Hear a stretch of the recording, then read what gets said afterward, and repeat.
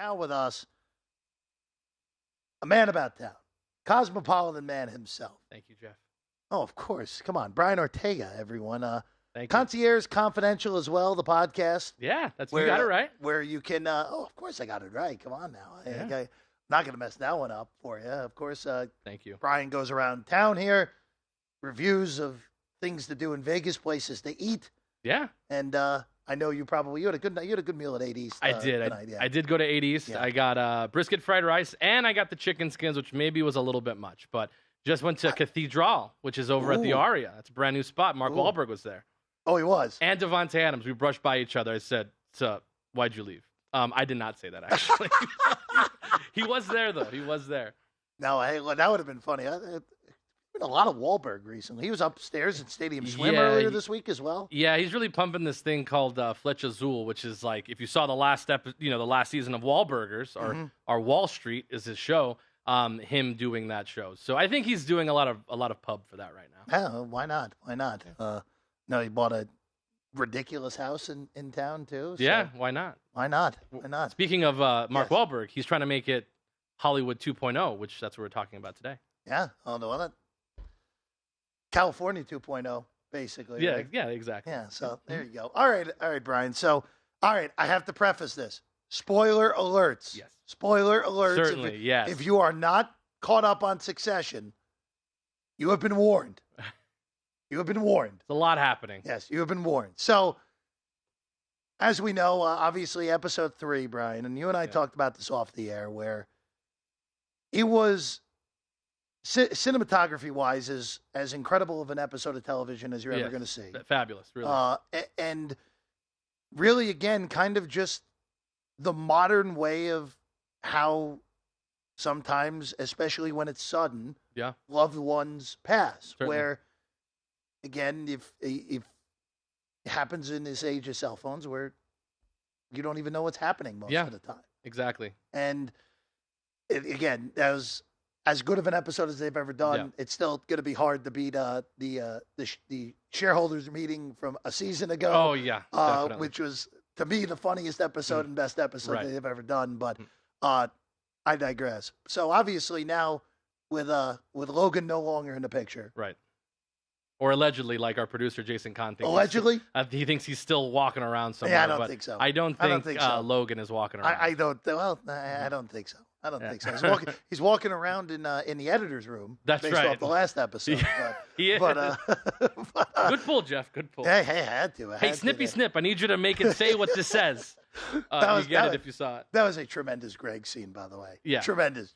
Which Greg, very, very popular bet. Yes. To take over. So I'm curious on this. So our friends over at DraftKings and Jason Kahn was very excited to send these over to DraftKings. Hypothetical odds of who's going to end up with the company. Yeah. Who's going to get Waystar when this is all said and done? And right now the betting favorite is the company gets sold. And now it's interesting because obviously Madsen, if the company gets sold, is the leader in the clubhouse. That's right, of course. And he's not listed. This is just sell it to anyone who's not in the family, 2-1. Which is very broad because very broad. Because after some of the things that Madsen did in the last episode, I think maybe not great, but not good. I do think company gets sold is a good number at plus 200. I mean, everything here is a plus, obviously, but if you're doing like an office pool, like who's gonna win, they'll probably won't let you do company gets sold if you're in an office pool. But I don't know. I think Roman should be the favorite just because right now he is sort of steering the business however he wants to do it. But he was set up to be really bad at their last shareholders meeting, their launch of Living Plus, but he knocked it out of the park, and I think he should be the favorite. But we got like 4 more episodes for things to go terribly wrong. So Kendall 3-1, Roman plus 250. I think that should be reversed. Personally. Oh, sorry, Kendall. I meant Kendall. I apologize. That should be reversed. I think Kendall should be shorter than Roman. Roman, who is spiraling totally out of control. Yeah, he's gone. Totally out of control. Yeah. Shiv is not ending up with the company unless if something really changes. I have an angle on that. Go ahead.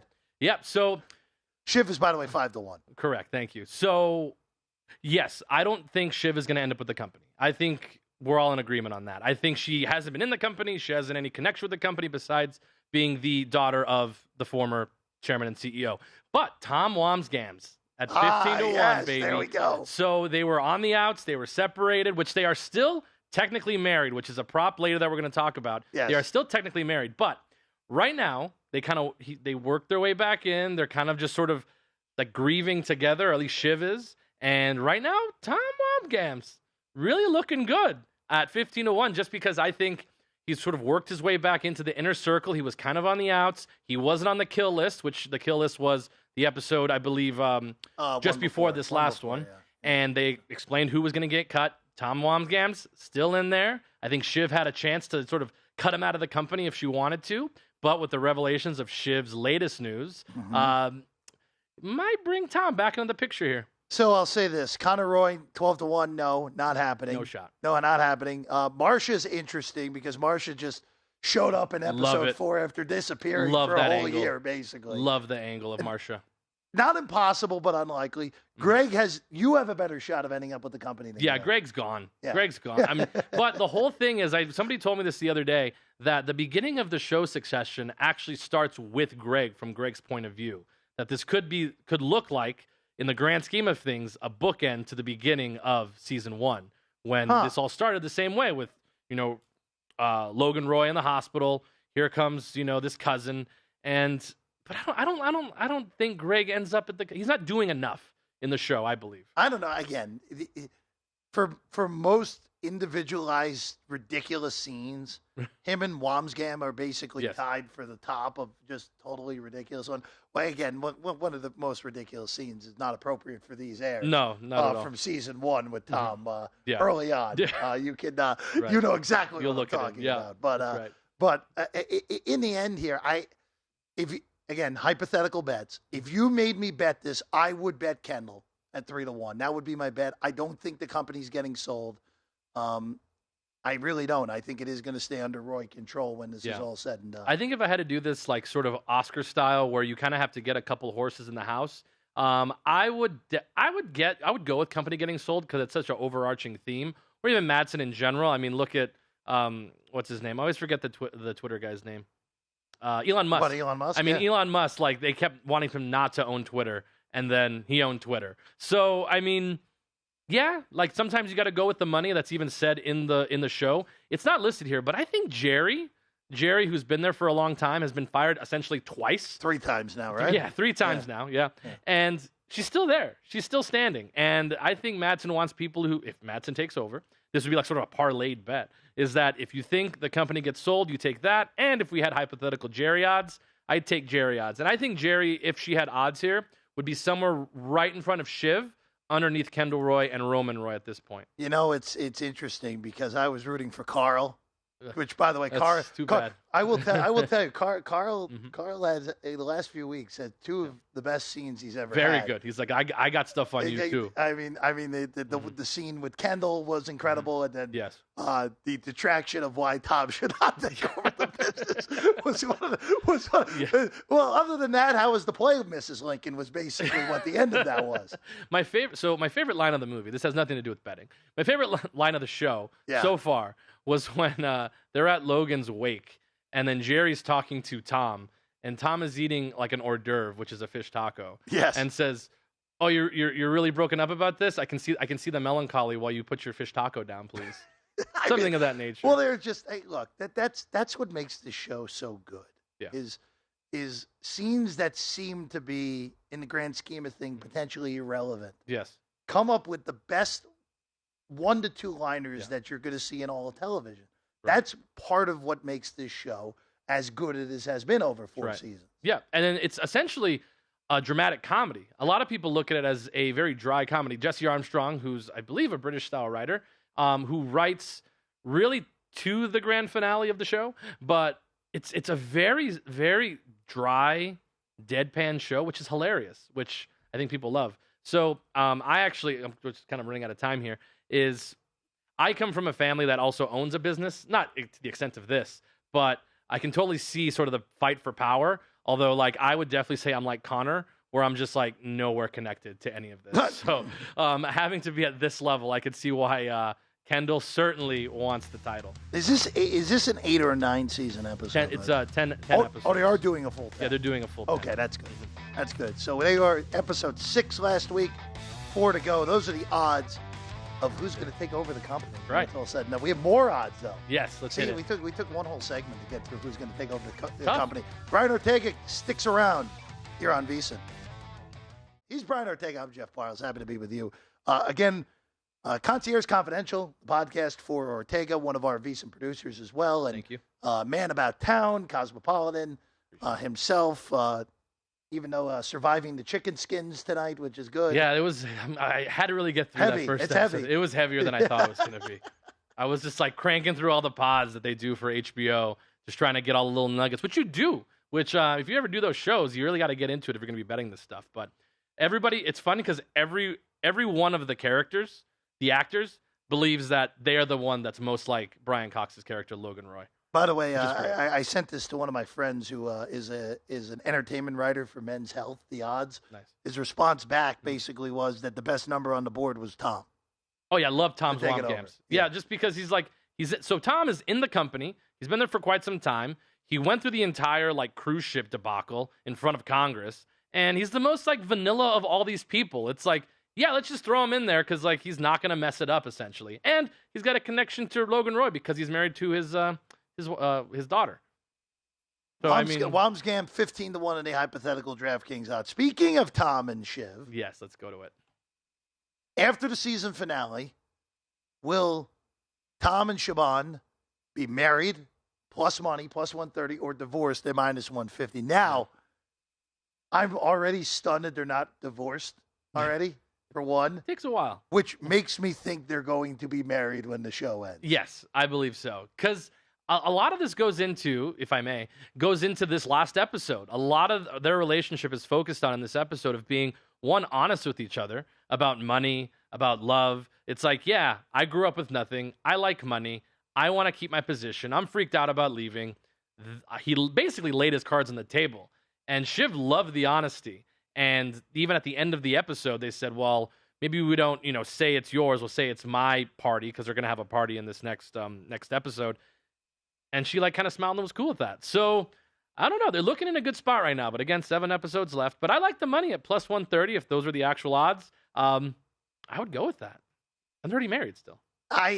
My thought process is the fact that they are still married makes me think that's going to stick. Now, in the teaser for this upcoming week, the guy who played I don't remember the actor's name, but the guy who played Peter McLeish in Designated Survivor. Okay, you know what I'm talking about? Yeah, I know who you're talking about. Yeah, who was a political consultant early on in Succession, who Shiv had the affair with. Yeah.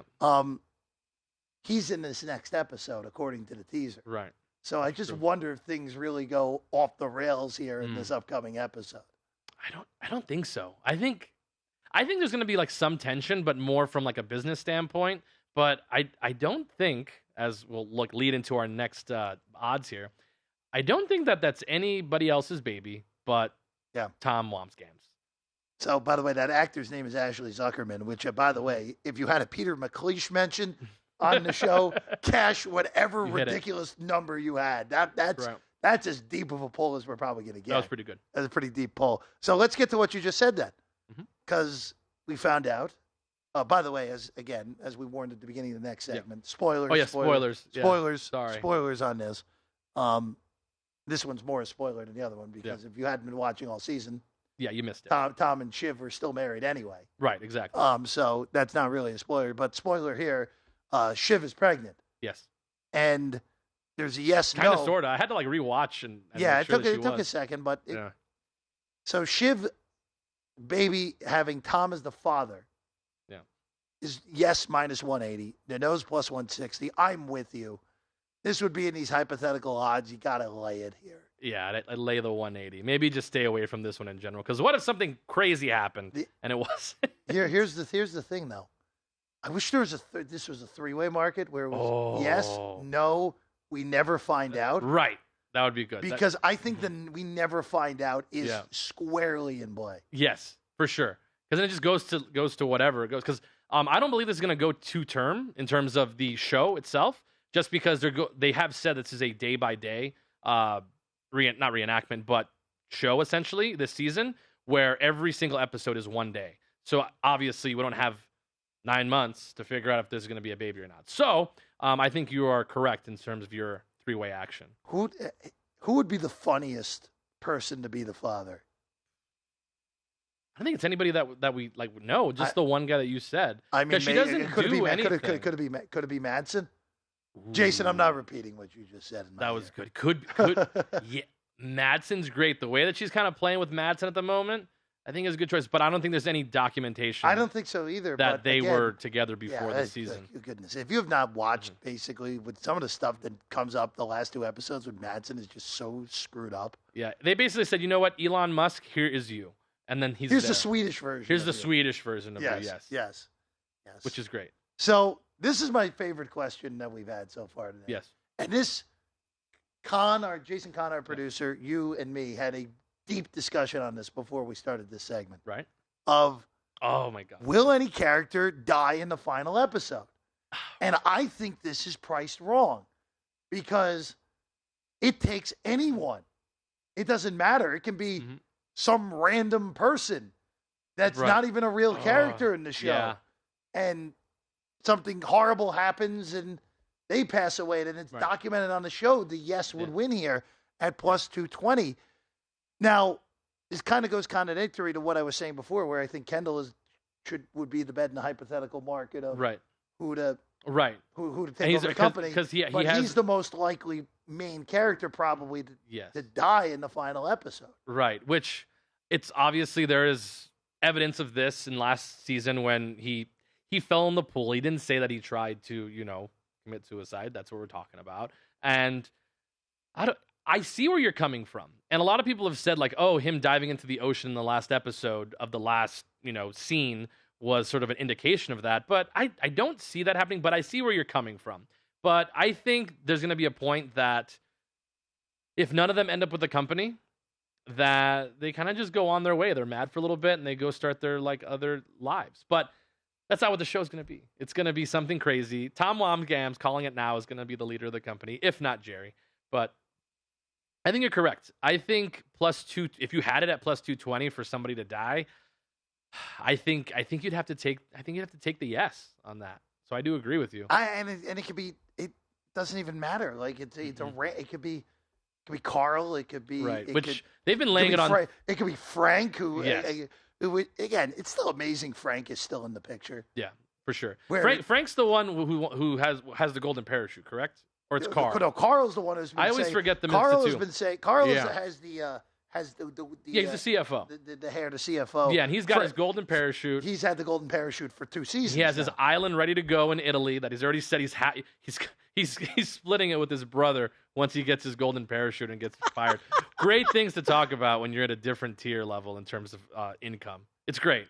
I love millions and billionaires. Hey, look, maybe one day we'll all get there. One day, yes. But I don't think I'm buying it. If I ever get to that plateau, I get to that peak, I don't think I'm. No, not. I don't think I'm buying it. So Jeff, with this last minute 30, please. I really wanted. I've been dying to do this. Yes. Is this to give you sort of a power rankings of the Oscar movies this year? Oh yeah. So we've done our Succession thing, which is absolutely fantastic. It was so much fun coming on and talking about this amazing show. It's kind of like watching The Sopranos in real time, which I wasn't old enough to experience, but it's a great show. Jerry's gonna become the winner the winner of the sweepstakes. I'm just saying it out loud. But anyways, so this year, the movies I want you guys to look out for, especially if you're gonna be betting the Oscars later this year, which should be coming out in December. All the odds, even November would be great, but. Definitely check out the Oppenheimer, which is the Christopher Nolan movie coming out the same weekend as Barbie. Both of those movies, I think, are going to be are going to be huge players in this year's Oscars. And also Killers of a Flower Moon, which is coming out in November, I believe, the Martin Scorsese picture, which is going to have Leonardo DiCaprio. But I do also have a sleeper that you can't sleep on in terms of Best Actor.